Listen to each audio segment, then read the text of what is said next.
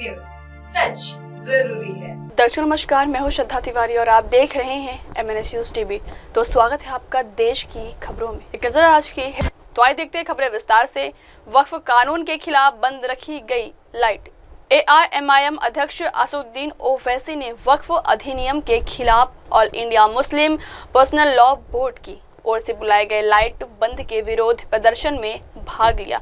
वक्फ कानून वक्फ बोर्ड को बर्बाद करता है, ये वक्फ की प्रॉपर्टीज को खत्म करता है। उन्होंने कहा कि 2025 में बनाया गया ये कानून असंवैधानिक है। ये संविधान के आर्टिकल 14, 15, 25, 26, 29 का उल्लंघन करता है। उन्होंने कहा कि ये विरोध तब तक जारी रहेगा जब तक नरेंद्र मोदी की हुकूमत इस बिल को वापस नहीं ले लेती है। अपने घर पर विरोध प्रदर्शन में भाग लेने वाले हैदराबाद के सांसद ने पत्रकारों से बात करते हुए कहा है कि यह आंदोलन सफल रहा है, साथ ही इसमें शामिल होने वाले सभी लोगों को धन्यवाद भी किया। उन्होंने कहा कि लोगों ने विरोध प्रदर्शन के तहत रात 9-15 बजे के बीच 15 मिनट के लिए लाइट बंद किया। इस विरोध प्रदर्शन का उद्देश्य प्रधानमंत्री नरेंद्र मोदी के नेतृत्व वाली सरकार को यह संदेश देना है कि यह अधिनियम केवल वक्फ बोर्डों को नष्ट कर देगा। ओवैसी ने आरोप लगाया है कि यह अधिनियम असंवैधानिक है और संविधान के विभिन्न प्रावधानों का उल्लंघन करता है। उन्होंने कहा है कि AIMMLB अपने आंदोलन के तहत 2 हफ्ते बाद मानव श्रृंखला और गोलमेज सम्मेलन भी आयोजित करेगा। आज all India Muslim personal law board की जानिब से जो प्रोटेस्ट कॉल दिया गया था बत्ती गुल का, वो बहुत कामयाब रहा। गैर मामूली उसका स्पॉन्टेनियस रिएक्शन रहा और ख़ास तौर से तेलंगाना, हैदराबाद और कर्नाटका से जो अभी तक हमारे पास रिपोर्ट्स आ रहे हैं, पूरे लोगों ने बिला लिहाज मज़हब मिल्लत इसका साथ दिया है। मैं उनका शुक्रिया अदा करता हूं।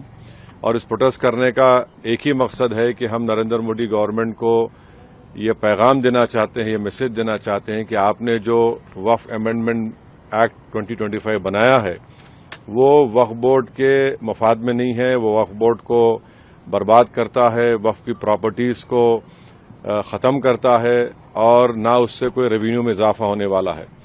तो ये हमारा प्रोटेस्ट इसीलिए था और क्योंकि जो कानून बनाया गया वो अनकॉन्स्टिट्यूशनल है, हमारे संविधान के फंडामेंटल राइट्स के आर्टिकल 14, 15, 25, 26 और 29 का ग्रेव वायलेशन है।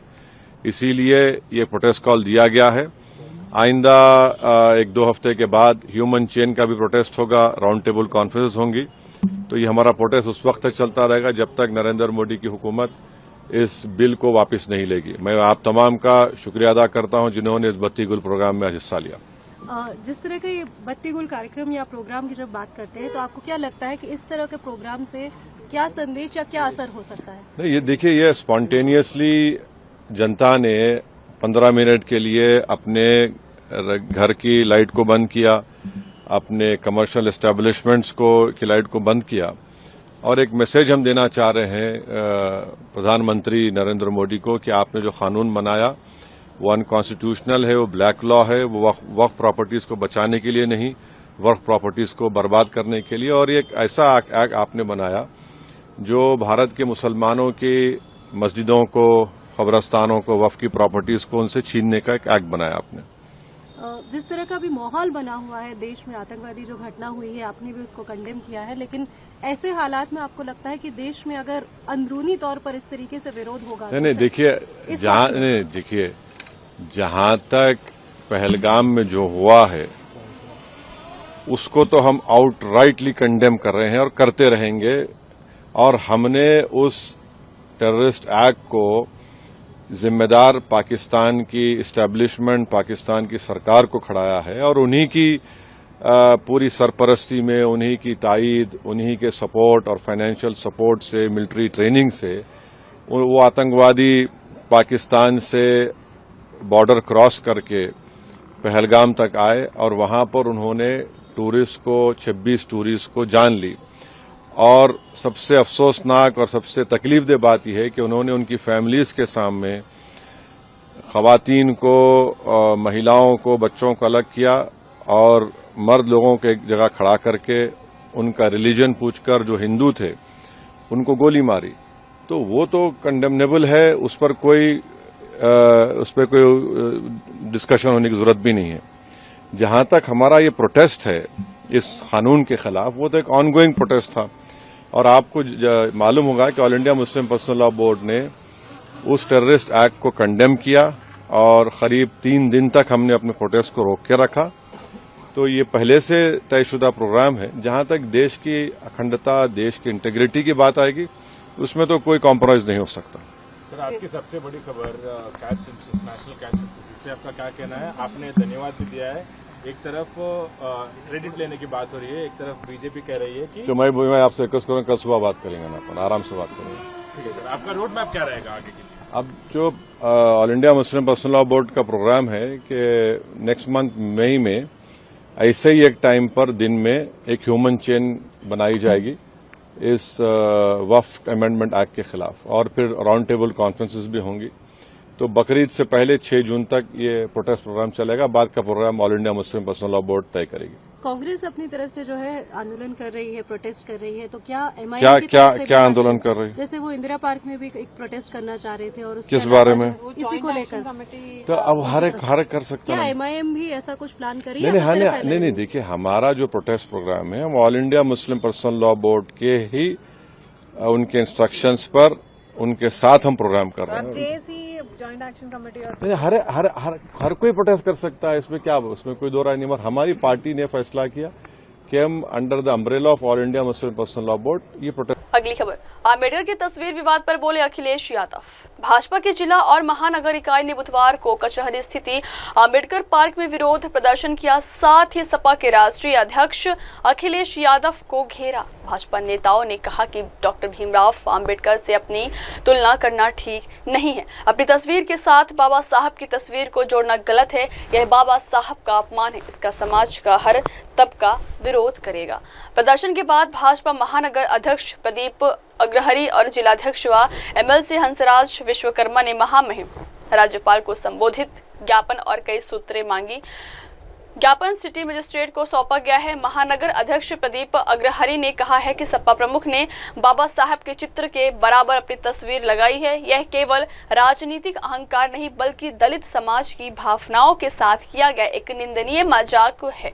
अखिलेश यादव का उद्देश्य बाबा साहब का सम्मान नहीं है बल्कि दलितों को वोट बैंक के रूप में इस्तेमाल करना है। वहीं अब BR आम्बेडकर की तस्वीर वाले पोस्टर को लेकर विवाद पर सपा प्रमुख अखिलेश यादव ने कहा है कि मैं फिर से दोहराता हूं कि अगर लालचंद गौतम जो सपा कार्यकर्ता हैं और गोंडा में लोहिया वाहिनी की जिला अध्यक्ष हैं, उनसे ऐसा कोई पोस्टर तस्वीर बनाई गई हो तो मैं उन्हें समझा दूंगा। आने वाले समय में यह गलती कभी नहीं होगी। बाबा साहब आम्बेडकर का अपमान है और इसको लेकर वो सड़कों पर भी आ सकती है। क्या कहना चाहिए? मैंने कहा और फिर मैं दोहराता हूँ कि लालचंद गौतम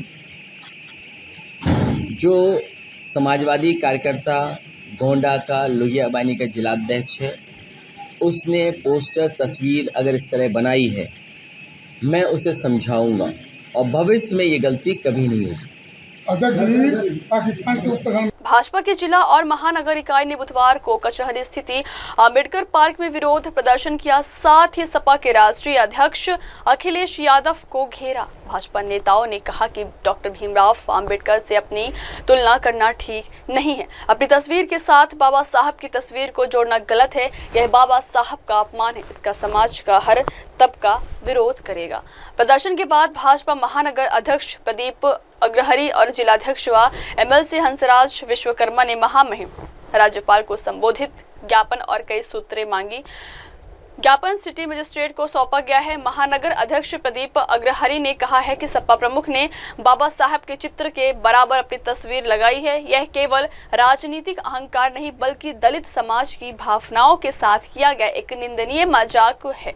अखिलेश यादव का उद्देश्य बाबा साहब का सम्मान नहीं है बल्कि दलितों को वोट बैंक के रूप में इस्तेमाल करना है। वहीं अब BR आम्बेडकर की तस्वीर वाले पोस्टर को लेकर विवाद पर सपा प्रमुख अखिलेश यादव ने कहा है कि मैं फिर से दोहराता हूं कि अगर लालचंद गौतम जो सपा कार्यकर्ता हैं और गोंडा में लोहिया वाहिनी की जिला अध्यक्ष हैं, उनसे ऐसा कोई पोस्टर तस्वीर बनाई गई हो तो मैं उन्हें समझा दूंगा। आने वाले समय में यह गलती कभी नहीं होगी। बाबा साहब आम्बेडकर का अपमान है और इसको लेकर वो सड़कों पर भी आ सकती है, क्या कहना चाहेंगे? मैंने कहा, फिर मैं दोहराता हूँ कि लालचंद गौतम जो समाजवादी कार्यकर्ता गोंडा का लोहिया वाहिनी का जिलाध्यक्ष है, उसने पोस्टर तस्वीर अगर इस तरह बनाई है, मैं उसे समझाऊंगा और भविष्य में ये गलती कभी नहीं होगी। पाकिस्तान के उत्तर भाजपा के जिला और महानगर इकाई ने बुधवार को कचहरी स्थित अंबेडकर पार्क में विरोध प्रदर्शन किया। साथ ही सपा के राष्ट्रीय अध्यक्ष अखिलेश यादव को घेरा। भाजपा नेताओं ने कहा कि डॉक्टर भीमराव अंबेडकर से अपनी तुलना करना ठीक नहीं है। अपनी तस्वीर के साथ बाबा साहब की तस्वीर को जोड़ना गलत है। यह बाबा साहब का अपमान है। इसका समाज का हर तबका विरोध करेगा। प्रदर्शन के बाद भाजपा महानगर अध्यक्ष प्रदीप अग्रहरी और जिलाध्यक्ष व एमएलसी हंसराज विश्वकर्मा ने महामहिम राज्यपाल को संबोधित ज्ञापन और कई सूत्रें मांगी। ज्ञापन सिटी मजिस्ट्रेट को सौंपा गया है। महानगर अध्यक्ष प्रदीप अग्रहरी ने कहा है कि सपा प्रमुख ने बाबा साहब के चित्र के बराबर अपनी तस्वीर लगाई है। यह केवल राजनीतिक अहंकार नहीं बल्कि दलित समाज की भावनाओं के साथ किया गया एक निंदनीय मजाक है। अखिलेश यादव का उद्देश्य बाबा साहब का सम्मान नहीं है बल्कि दलितों को वोट बैंक के रूप से में इस्तेमाल करना है। वहीं अब BR आम्बेडकर की तस्वीर वाले पोस्टर को लेकर विवाद पर सपा प्रमुख अखिलेश यादव ने कहा है कि मैं फिर से दोहराता हूं कि अगर लालचंद गौतम जो सपा कार्यकर्ता हैं और गोंडा में लोहिया वाहिनी की जिला अध्यक्ष हैं, उनसे ऐसा कोई पोस्टर तस्वीर बनाई गई हो तो मैं उन्हें समझा दूंगा। आने वाले समय में यह गलती कभी नहीं होगी। बाबा साहब आम्बेडकर का अपमान है और इसको लेकर वो सड़कों पर भी आ सकती है, क्या कहना चाहेंगे? मैंने कहा, फिर मैं दोहराता हूँ कि लालचंद गौतम जो समाजवादी कार्यकर्ता गोंडा का लोहिया वाहिनी का जिलाध्यक्ष है, उसने पोस्टर तस्वीर अगर इस तरह बनाई है, मैं उसे समझाऊंगा और भविष्य में ये गलती कभी नहीं होगी। पाकिस्तान के उत्तर अगली खबर, कर्नाटक नमाज पढ़ने के लिए बीच रास्ते में रोक दी सरकारी बस। कर्नाटक के हावेरी जिले में एक सरकारी बस ड्राइवर द्वारा ड्यूटी के दौरान बस को बीच रास्ते में ही रोककर नमाज पढ़ने का मामला सामने आया है। इस घटना का वीडियो भी सोशल मीडिया पर वायरल हो रहा है, जिसके बाद कर्नाटक परिवहन विभाग ने जांच के आदेश दिए।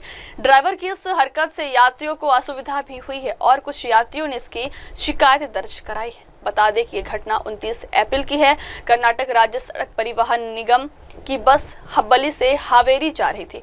वायरल वीडियो में ड्राइवर बस के अंदर एक सीट पर बैठकर नमाज पढ़ते हुए देखा जा सकता है। वीडियो में दिख रहा है कि ड्राइवर पूरी तरह से नमाज में लीन है। वहीं कुछ यात्री उसको देख रहे हैं। बाहर सड़क पर यातायात सामान्य रूप से चल रहा था। यह घटना हबल्ली हावेरी मार्ग पर जवेरी के पास हुई। वाहन चालक की पहचान AK मुल्ला के रूप में हुई। बस में मौजूद कुछ यात्रियों ने इस दौरान ये वाकया फोन में रिकॉर्ड कर लिया है और इसे सोशल मीडिया पर शेयर किया। मुल्ला का नमाज पढ़ते हुए वीडियो सोशल मीडिया पर अब वायरल हो रहा है। यात्रियों का कहना है कि बस को बीच रास्ते में रोकने से उनकी यात्रा में देरी हुई है, जिससे उनको असुविधा का सामना करना पड़ा। कर्नाटक के परिवहन मंत्री रामलिंगा रेड्डी ने इस पूरी घटना का संज्ञान लेते हुए उत्तर पश्चिम कर्नाटक सड़क परिवहन निगम के प्रबंधक को पत्र लिखकर मामले की जांच के आदेश दिए।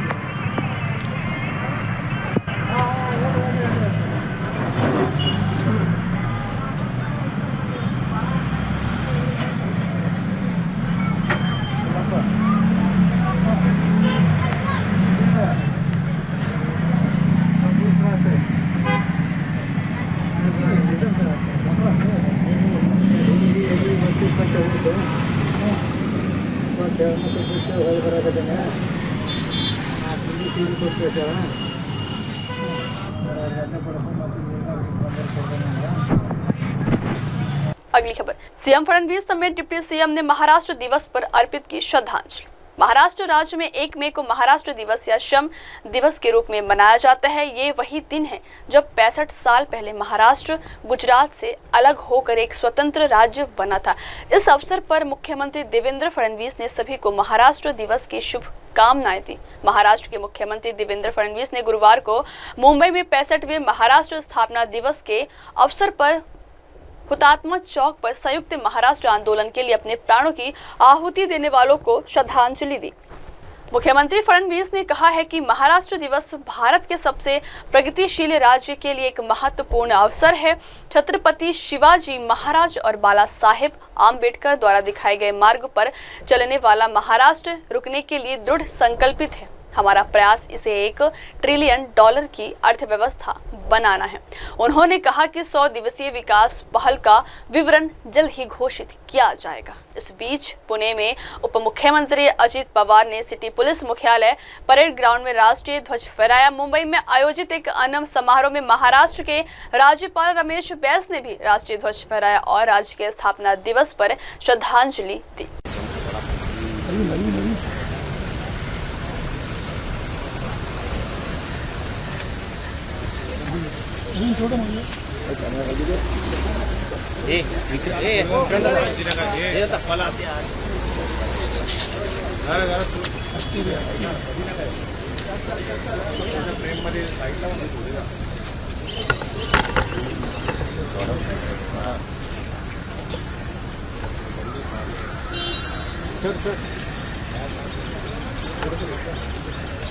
सेम ग्रीव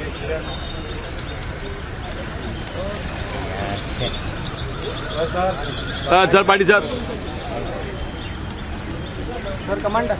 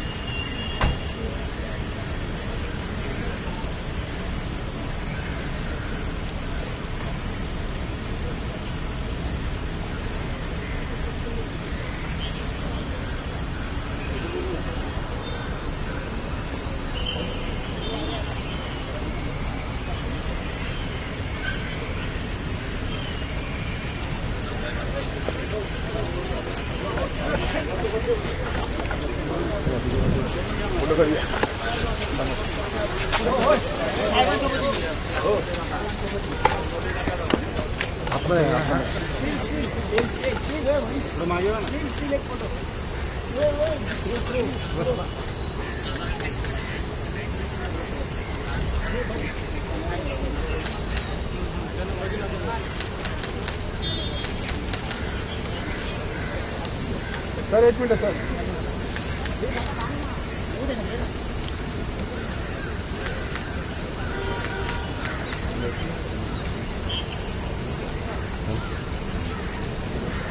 अगली खबर, आईपीएस के वरिष्ठ अधिकारी देवेन भारती ने मुंबई पुलिस आयुक्त का पदभार संभाला।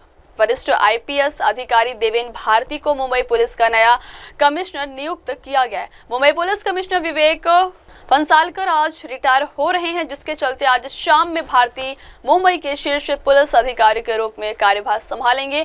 1994 बैच के आईपीएस अधिकारी भारती अभी मुंबई पुलिस के स्पेशल कमिश्नर है।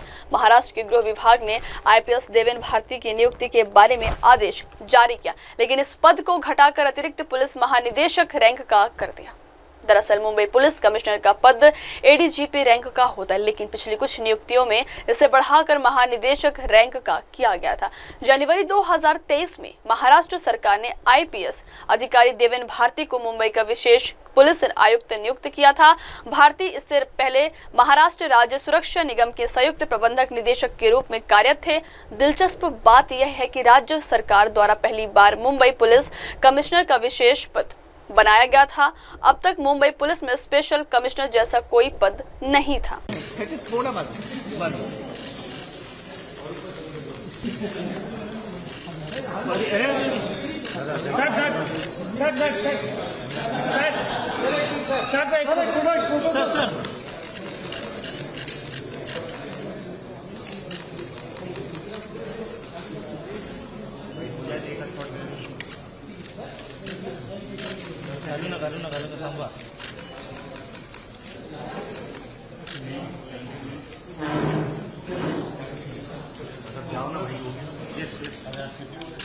सर एक फोटो देना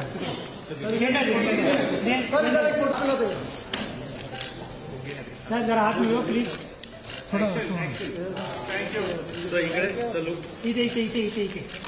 सर इकडे बघा ना। वरिष्ठ आईपीएस अधिकारी देवेन भारती को मुंबई पुलिस का नया कमिश्नर नियुक्त किया गया है। मुंबई पुलिस कमिश्नर विवेक फंसालकर आज रिटायर हो रहे हैं, जिसके चलते आज शाम में भारती मुंबई के शीर्ष पुलिस अधिकारी के रूप में कार्यभार संभालेंगे। 1994 बैच के आईपीएस अधिकारी भारती अभी मुंबई पुलिस के स्पेशल कमिश्नर है। महाराष्ट्र के गृह विभाग ने आईपीएस देवेन भारती की नियुक्ति के बारे में आदेश जारी किया, लेकिन इस पद को घटाकर अतिरिक्त पुलिस महानिदेशक रैंक का कर दिया। दरअसल मुंबई पुलिस कमिश्नर का पद एडीजीपी रैंक का होता है, लेकिन पिछली कुछ नियुक्तियों में इसे बढ़ाकर महानिदेशक रैंक का किया गया था।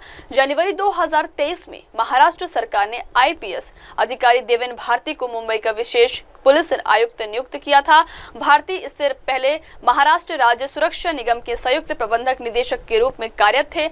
दिलचस्प बात यह है कि राज्य सरकार द्वारा पहली बार मुंबई पुलिस कमिश्नर का विशेष पद बनाया गया था। अब तक मुंबई पुलिस में स्पेशल कमिश्नर जैसा कोई पद नहीं था।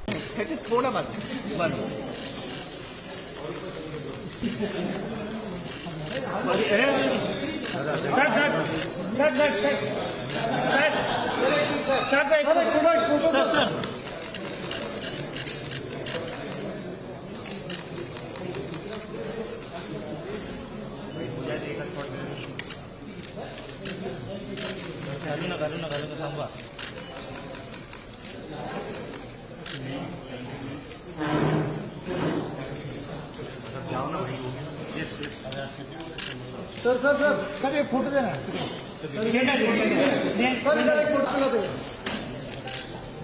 सर जरा हाथ में प्लीज थोड़ा सर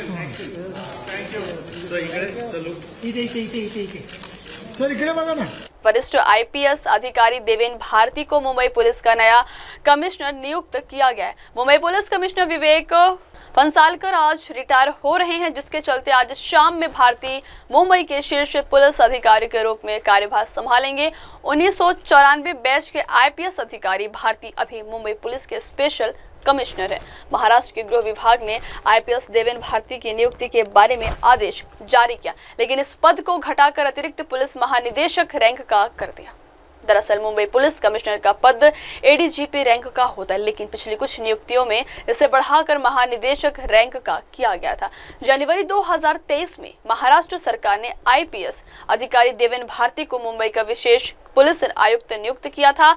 भारती इससे पहले महाराष्ट्र राज्य सुरक्षा निगम के संयुक्त प्रबंधक निदेशक के रूप में कार्यरत थे। दिलचस्प बात यह है कि राज्य सरकार द्वारा पहली बार मुंबई पुलिस कमिश्नर का विशेष पद बनाया गया था। अब तक मुंबई पुलिस में स्पेशल कमिश्नर जैसा कोई पद नहीं था। सर एक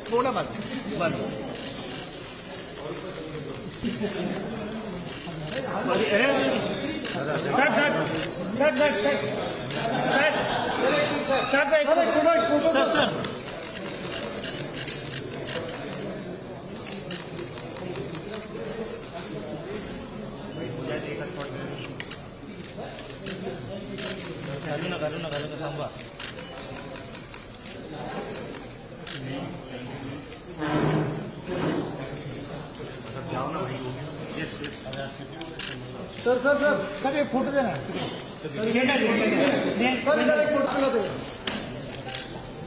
सर जरा हाथ में प्लीज थोड़ा सर इकडे बघा ना। अगली खबर, भारत ने शुरू की पाकिस्तान की हवाई घेराबंदी। नई दिल्ली पहलगाम हमले के बाद भारतीय सरकार ने एक और कड़ा एक्शन ले लिया है। इसे एक हिसाब से पाकिस्तान को बहुत बड़ा झटका समझा जा सकता है। पहलगाम हमले के बाद आतंकियों को शह देने के लिए रडार पर आए भारत ने पाकिस्तान की सभी उड़ाने के लिए अपना एयर स्पेस बंद करने का ऐलान कर दिया है। बुधवार को भारत ने एक NOTAM जारी कर पाकिस्तान में रजिस्टर्ड, संचालित और स्वामित्व वाले सभी विमानों के लिए अपना हवाई क्षेत्र बंद करने की घोषणा की। खबरों के मुताबिक 30 अप्रैल से लेकर 23 मई तक के लिए एयर स्पेस बंद करने का फैसला किया गया है। इस दौरान पाकिस्तान रजिस्टर्ड या लीज विमानों समेत पाकिस्तान मिलिट्री एयरक्राफ्ट को इस क्षेत्र में घुसने की इजाजत नहीं होगी। भारत के इस फैसले के बाद पाकिस्तान को बड़ा आर्थिक नुकसान होने की उम्मीद है। पाकिस्तान के एयर स्पेस बंद किए जाने के बाद उसके विमानों को बड़ा आर्थिक नुकसान होगा। गौरतलब है कि पाकिस्तान के हवाई जहाज पहले भारत के एयर स्पेस का इस्तेमाल करके चीन, म्यांमार, थाईलैंड, मलेशिया और श्रीलंका जाया करते थे, लेकिन अब एयर स्पेस बंद के बाद उसके विमानों को लंबी दूरी तय करके फिर इन देशों की तरफ जाना पड़ेगा। नई दिल्ली पहलगाम हमले के बाद भारतीय सरकार ने एक और कड़ा एक्शन ले लिया है। इसे एक हिसाब से पाकिस्तान को बहुत बड़ा झटका समझा जा सकता है। पहलगाम हमले के बाद आतंकियों को शह देने के लिए रडार पर आए भारत ने पाकिस्तान की सभी उड़ाने के लिए अपना एयर स्पेस बंद करने का ऐलान कर दिया है। बुधवार को भारत ने एक NOTAM जारी कर पाकिस्तान में रजिस्टर्ड, संचालित और स्वामित्व वाले सभी विमानों के लिए अपना हवाई क्षेत्र बंद करने की घोषणा की। खबरों के मुताबिक 30 अप्रैल से लेकर 23 मई तक के लिए एयर स्पेस बंद करने का फैसला किया गया है। इस दौरान पाकिस्तान रजिस्टर्ड या लीज विमानों समेत पाकिस्तान मिलिट्री एयरक्राफ्ट को इस क्षेत्र में घुसने की इजाजत नहीं होगी। भारत के इस फैसले के बाद पाकिस्तान को बड़ा आर्थिक नुकसान होने की उम्मीद है। पाकिस्तान के एयर स्पेस बंद किए जाने के बाद उसके विमानों को बड़ा आर्थिक नुकसान होगा। गौरतलब है कि पाकिस्तान के हवाई जहाज पहले भारत के एयर स्पेस का इस्तेमाल करके चीन, म्यांमार, थाईलैंड, मलेशिया और श्रीलंका जाया करते थे, लेकिन अब एयर स्पेस बंद के बाद उसके विमानों को लंबी दूरी तय करके फिर इन देशों की तरफ जाना पड़ेगा। नई दिल्ली पहलगाम हमले के बाद भारतीय सरकार ने एक और कड़ा एक्शन ले लिया है। इसे एक हिसाब से पाकिस्तान को बहुत बड़ा झटका समझा जा सकता है। पहलगाम हमले के बाद आतंकियों को शह देने के लिए रडार पर आए भारत ने पाकिस्तान की सभी उड़ाने के लिए अपना एयर स्पेस बंद करने का ऐलान कर दिया है। बुधवार को भारत ने एक NOTAM जारी कर पाकिस्तान में रजिस्टर्ड, संचालित और स्वामित्व वाले सभी विमानों के लिए अपना हवाई क्षेत्र बंद करने की घोषणा की। खबरों के मुताबिक 30 अप्रैल से लेकर 23 मई तक के लिए एयर स्पेस बंद करने का फैसला किया गया है। इस दौरान पाकिस्तान रजिस्टर्ड या लीज विमानों समेत पाकिस्तान मिलिट्री एयरक्राफ्ट को इस क्षेत्र में घुसने की इजाजत नहीं होगी। भारत के इस फैसले के बाद पाकिस्तान को बड़ा आर्थिक नुकसान होने की उम्मीद है। पाकिस्तान के एयर स्पेस बंद किए जाने के बाद उसके विमानों को बड़ा आर्थिक नुकसान होगा।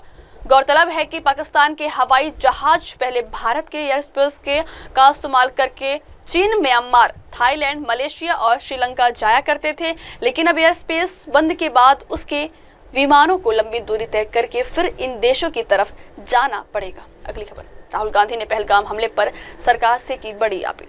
लोकसभा में विपक्ष के नेता और कांग्रेस सांसद राहुल गांधी ने आज पहलगाम में हुए आतंकी हमले के बाद कानपुर में पीड़ित परिवारों से मुलाकात की। राहुल गांधी ने पहलगाम हमले को लेकर सरकार द्वारा कार्रवाई किए जाने की बात की। उन्होंने कहा कि आतंकियों को इसकी कीमत चुकानी पड़ेगी। पीएम मोदी को समय बर्बाद नहीं करना चाहिए, सरकार को तुरंत कार्रवाई करनी चाहिए। पीड़ितों के प्रति संवेदना जताते हुए राहुल गांधी ने कहा, मैं आज कानपुर गया और मृतकों के परिवारों से भी मिला। पीड़ित परिवारों ने मेरे जरिए पीएम मोदी को संदेश भेजा है। राहुल गांधी ने पीड़ित परिवारों की ओर से खास मांग की है। उन्होंने कहा है कि मैं पीड़ित परिवारों की ओर से कहना चाहता हूं कि इस हमले में मारे गए लोगों को शहीदों का दर्जा और सम्मान दिया जाना चाहिए। आतंकवादी हमले की कड़ी निंदा करते हुए राहुल गांधी ने कहा है कि जिन्होंने भी यह किया है, जो भी इसमें शामिल है, वे जहां भी हैं, उन्हें इसके परिणाम भुगतने होंगे। भारत के साथ ऐसा नहीं किया जा सकता है। उन्होंने आगे कहा है कि पहलगाम में आतंक को अंजाम देने वालों को भुगतना होगा, यह स्वीकार्य नहीं है। सरकार से तत्काल कार्रवाई की मांग राहुल गांधी ने केंद्र सरकार और प्रधानमंत्री नरेंद्र मोदी से तत्काल कार्रवाई करने की मांग की। I am saying that 28 people have been killed in cold blood. Okay? It is pretty clear who is responsible for this. The people who are responsible for this must pay a price. the Prime Minister has to take action, right? And the action has to be clear and it has to be strong, without any confusion. The Prime Minister must not dilly-dally, must not waste time, must make it very clear that India is not going to tolerate this type of nonsense. So he needs to act. That's what I'm saying. He can act in whatever time frame he thinks necessary, but he has to act soon. Shukriya. I think you heard what I said. Yeah, Shukriya. I think you heard what I said. I said, let me speak. I'm not advocating anything. I'm being very clear. The people who've done this need to pay a price. Okay? And the Prime Minister has to act on it now, firmly. He should not dilly-dally. He should not be in a confused state. Thank you. Thank you. अब वक्त हो चला दर्शकों break का। Break से लौटने के बाद देखिएगा देश और दुनिया की तमाम बड़ी खबरें। बने रहिए एमएनएस न्यूज टीवी पर। नमस्कार। हाय हेलो नमस्कार, मैं हूं पंकज विष्णु और आप देख रहे हैं एमएनएस न्यूज। आप देख रहे हैं एमएनएस न्यूज, सच जरूर।